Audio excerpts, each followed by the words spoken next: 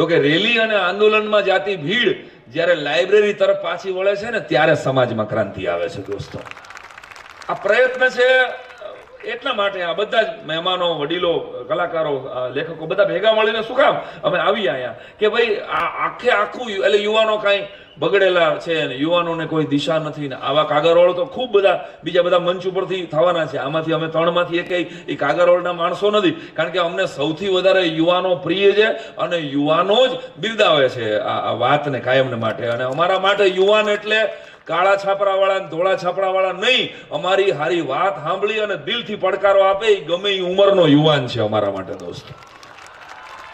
તો યુવાનોની વ્યાખ્યા જરાક ડીપર છે અમારા માટે, કારણ કે અમને ગમે એવો 20 વર્ષનો જુવાની હોય ને અમારી એક વાત કે જો સાંભળીને ઓલો જૂની કબજિયાત જેવું મોઢું કરીને બેઠો રહે તો કઈ કામનો જ નથી.